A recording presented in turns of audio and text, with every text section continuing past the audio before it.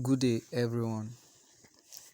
This is a video on how to navigate the Framerspace learning management system with your mobile phone.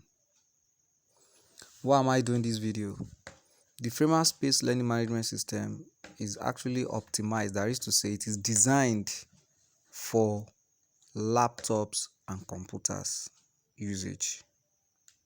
However, you can use your mobile phone, you can also use your tab to enjoy that same experience, of course with a smaller screen size anyway. But then most of us at times at our leisure, when we're in the vehicle, when we are moving around, we want to access the courses online, so we can use our mobile phone. And some of us may not even have access to computer, but I'm doing this video to make you have easy experience of the using your mobile phone on the Framerspace. So we'll be logging into the Framerspace using the Google Chrome browser. Of course, you open a new page. Some of us have plenty tabs on our Google page, on our Google Chrome, so you can just click on this place, then click on new tab so that you can log into the Framerspace. Then you enter the search website, then you type your framerspace.com. Framerspace, of course, because I already use it on my phone, so I already have the access to it on my phone. Take note of the fact that on Framerspace we have plenty courses on Framerspace. We have plenty courses, although I'm doing this video for those who are doing biodiversity and human well-being. However, every other person can actually do this course. Every other person can do this, can do so many courses, any course you choose to do. So when you open the Framerspace with your mobile phone, this is where it takes you to. Now the next question is, how will you be able to use the Framerspace? How will you be able to use your mobile phone for a Framerspace? So when you open it, you click on these three icons, and you scroll down to desktop site. So when you scroll down to the desktop site, it will teach you, it will make the website to look as if you are using a desktop computer. That's what Google Chrome does. So when you click it, you see the change the view. You can see now it has changed the view. So this view is a view if you log in using your computer. This is how it's going to look like. And if you log in using your phone, you can see how it was. Now let me change it again so that you can see. Let me off it for you to see. You can see how it is. If you log in using your phone, this is how it's going to look like. You can see, right? But if you log in using your computer, this is how it's going to look like. So let's look at the desktop site. You can see the difference, right? So you just come to sign up for new members. You sign up. When you sign up, this is the page to bring you to. So you can zoom in and zoom out. Zoom in, zoom out. So I want to zoom in. So to sign up, you just enter your age. Let's say I am 15 years. You enter your password, minimum of 8 characters. They can suggest password for you and you can decide to choose your password. So let me just choose my own password, minimum of 8 characters. Let me use my name. My name is Femi Abodunrin. So let it show me so that I can easily confirm. Femi. You can see my the password is usually case sensitive, so Femi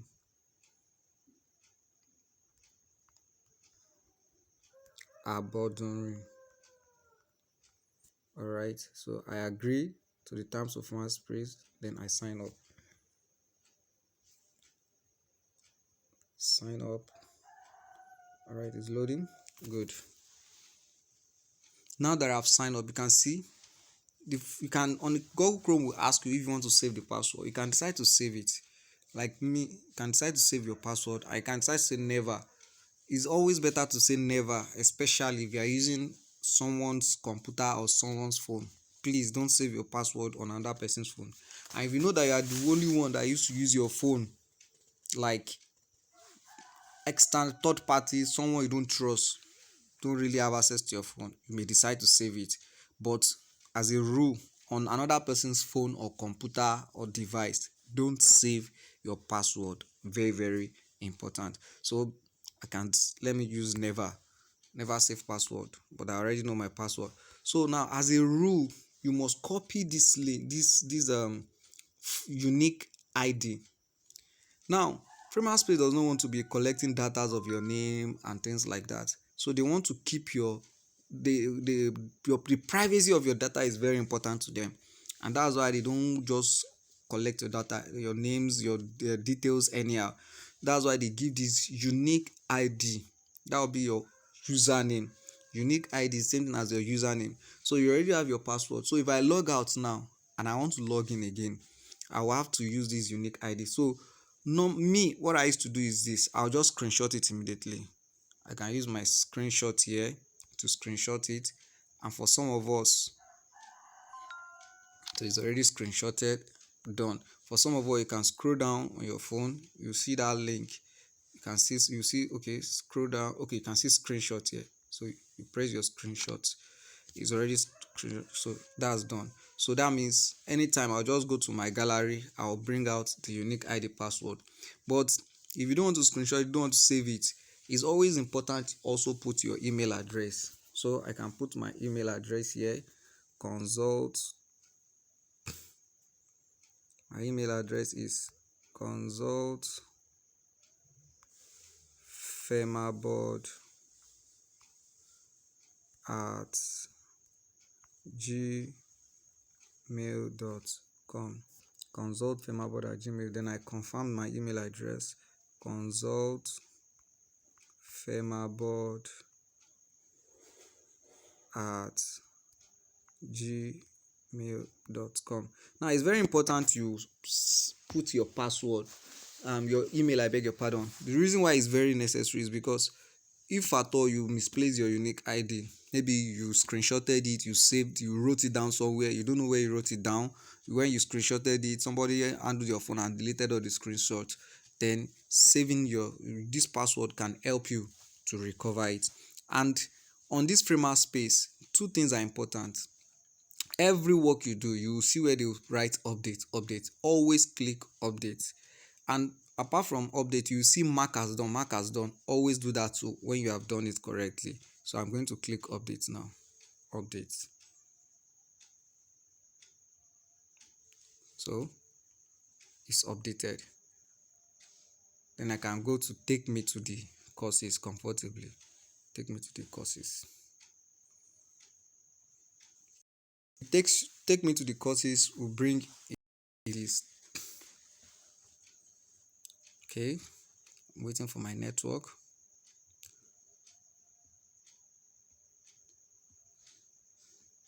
All right, and another very important thing about the Framerspace is it requires strong internet network. So it's very good you know how to access strong. So you can see these are the courses that are available on the framerspace.com. So you can see I can locate my course, biodiversity and human well-being. We have so many courses you can access there. Climate change, understand, reflect, empathize, self-directed emotional learning, global citizenship, games for learning educators, a whole lot of courses. For those of us who are teachers, we have the digital teacher course there too for us to access, so you can go through all these courses. So in case you can't find the course you are looking for, you can click this panel. This panel can bring out some of the courses that you is for us to see, to do different things there. Go to settings. If you have done a course before, you can verify certificate. But let me not move too fast. Let's just follow step wisely. So that is that about it. So for those of us who are using our mobile device, our phone, it will not look this way, but then you will see a panel on top that will allow you to be able to search for courses. Let's see how it looks like. If you are using your phone, this page, this is how it's going to look like. Can you see? For those of us using our phone, this is how the page will look like. So if you try to scroll and I can't get any course, you just come here, you search. When you search for all courses, biodiversity, diversity. Okay, let's just click biodiversity and search to bring out the course. Okay, search. Okay, you can see biodiversity and human well-being. You can just click to go there. Whatever course you want to do. Okay, let me try um global citizen. Global citizen. Okay, search. When you click search, search, good. Anything you search for, it will bring it out for you. Okay, it's still loading. Like I said, internet is a very, very important factor. Okay, not to waste our time, let me go back to the desktop mode because it is very important for you to be able to. So now you click on your course, biodiversity and human well-being. Quickly, still loading.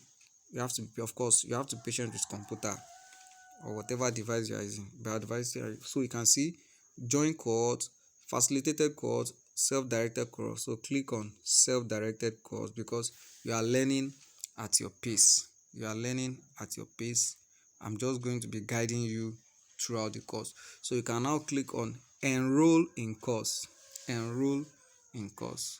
So now that you have enrolled the course, this is the course. This is the course. So as you can see, the course has 7 short modules,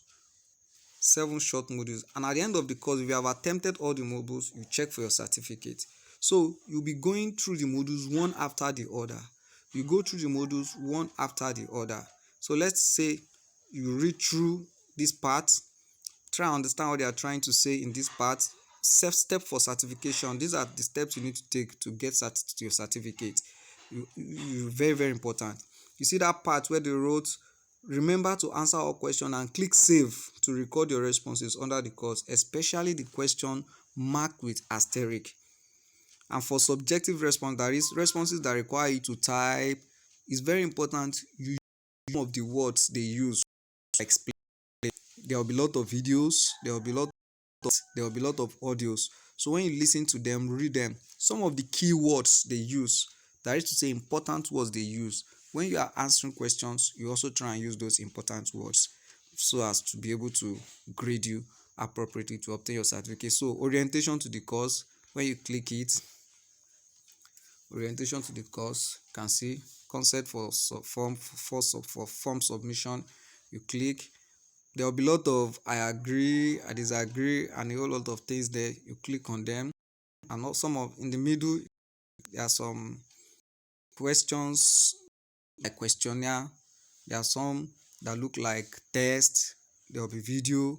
Once anyone you do, just you can see reflect on the environment. You start, you go through that. Anyone you have attempted, just click. Did you attempt all like this one now? Did you all the survey question? You say yes. Then you come reflect on the environment. Did you attempt all the survey question? You also say yes. Influence on others and so on and so forth. So at the end of this part, you have to click mark as done. So that means if you have done that, that means you are done with the first stage. That's the introduction stage. You can see this also under part. So you must be patient with the website because it contains a lot of resources. So it will be loading per time. If you want to navigate through any part of the module easily, you can also come here. It will bring out some of the modules we are talking about here. So just be patient with it. Still loading to bring out the modules. You can see now it has brought out the module. Here is the orientation to the course. We have the orientation to the course here. We have biodiversity and introduction, where biodiversity is concerned. So everything around this area, you can see governance, action to conserve the biodiversity, and that's if you want to navigate easily. Then when you are done with orientation, you come to biodiversity introduction. The course is actually a very short but interesting course. For those of us who are so used to the system, we can even finish this course in 2 days and things like that. So you can see this is the module on biodiversity that introduces us to biodiversity. See, this module just they say is estimated of 30 minutes. So this one contains some videos and graphic works for us and learn more about biodiversity. So when you have been able to answer all these questions, you have click your save, your mark as done. At the end, you have clicked your mark as done, you have save, you have done all the answer that you need to answer. At the end, it will now take you to um the last, that is the last point. Okay, still loading. I want to go back to the home page. So now, okay, have so when you have done with action to conserve the biodiversity, when you are done with this part, you come and check for certificate. When you click check for certificate, it will ask you to put your name. That is, you can see me, I have not done all the courses, so it will tell me that you have not completed one or more of modules or mandatory question. Please complete them to generate certificate. If you have been able to complete them, it will help you to generate the certificate. To ask you for your name, to ask if you want to send the certificate to your email, and to also bring it out in form of PDF. So that is that about the courses. If you have any challenge, of course, you have the website, my WhatsApp link, that you can always reach out to me, or through email for any challenge, and can also reach out to the UNESCO Mahatma Gandhi Institute of Education for Peace and Sustainable Development. They will also be glad to help you through. Thank you for watching this video. God bless you.